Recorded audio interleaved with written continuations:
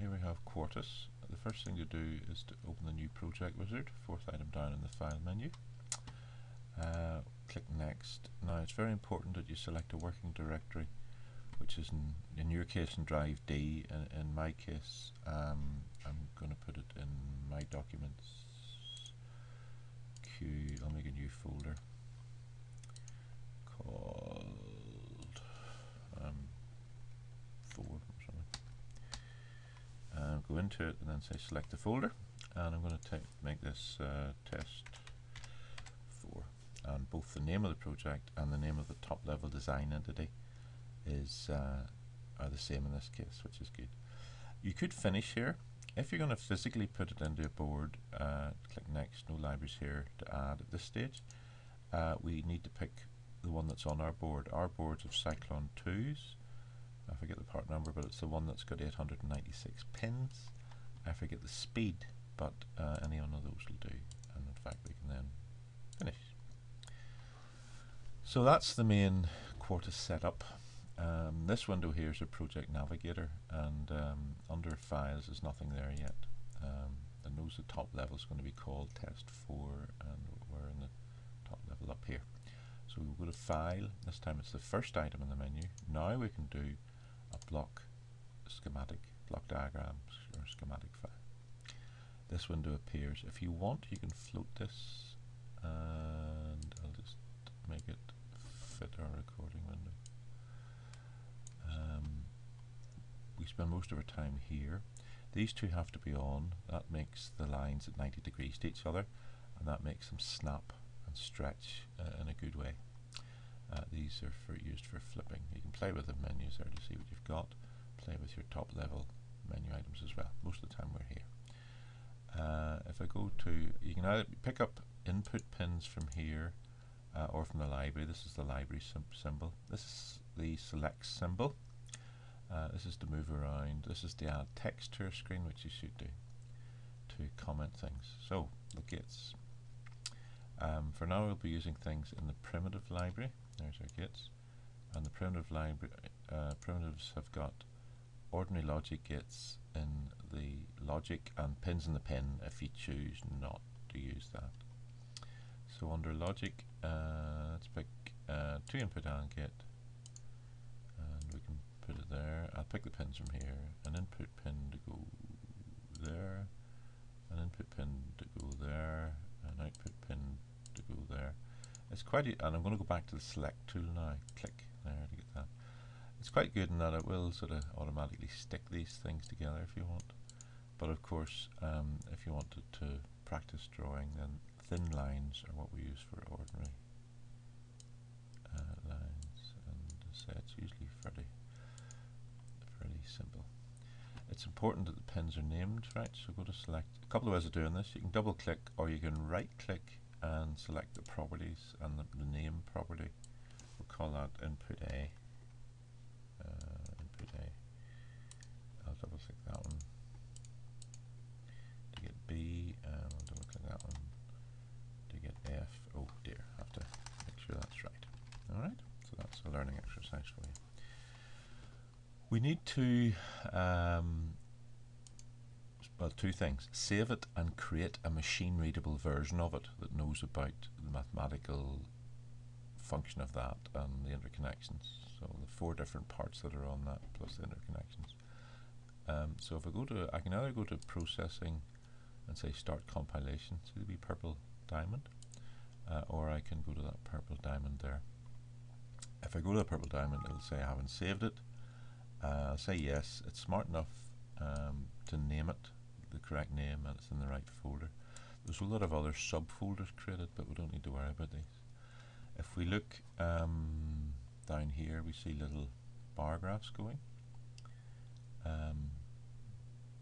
It can take a fair amount of time actually. Having compiled it, we're now going to switch to a totally different tool.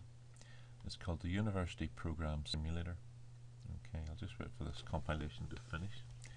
And it's a bit of a kludge. It's something they've put together. The commercial people that use this package use a heavyweight simulator that's quite hard to learn to use.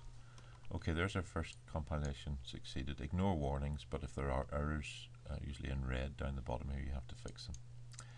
Okay, I can actually put that one to bed now. Now, what happens when you start up the University Program Simulator? In the first instance, a box like this appears, and then it does take about 5 or 10 seconds. This box appears, and everything you need to know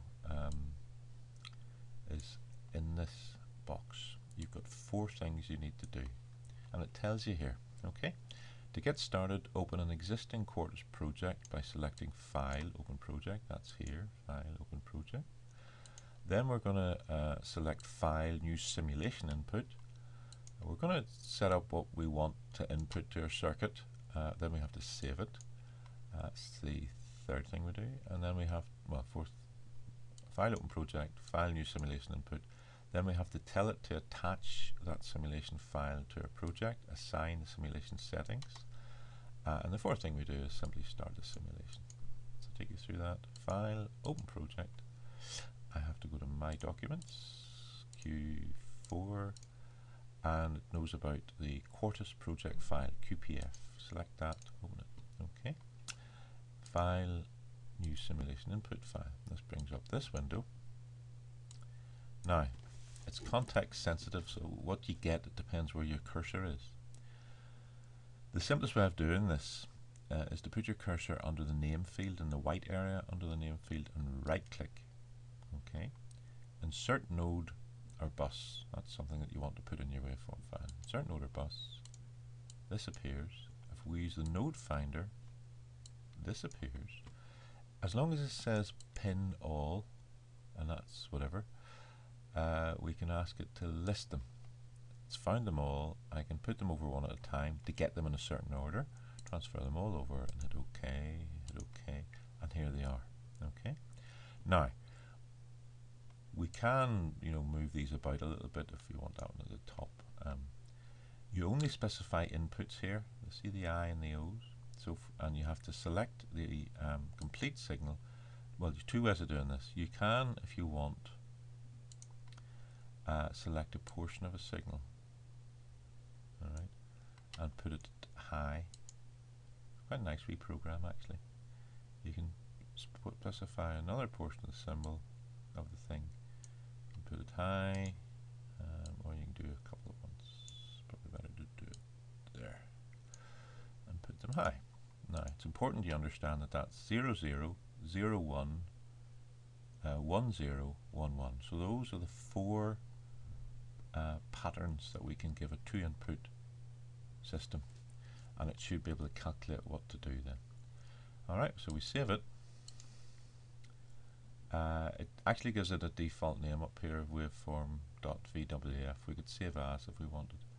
We can put that one away. Now the instructions, open project, new simulation file, suitable name and save it, assign simulation settings. So under the top level menu, assign simulation settings.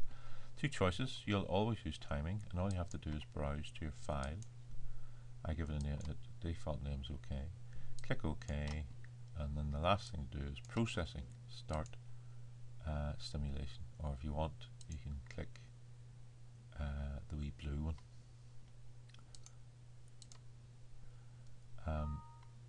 It's reasonably quick. It opens another window, which is read-only, and here's this. It looks like the other one, but this time it's read-only.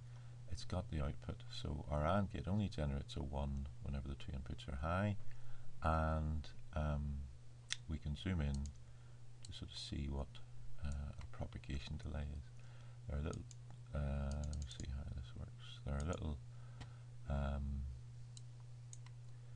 if that's at 280, I can move the other, I can either create another pointer, I think by right clicking.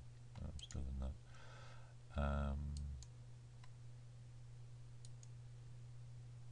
Or I can just move that forward.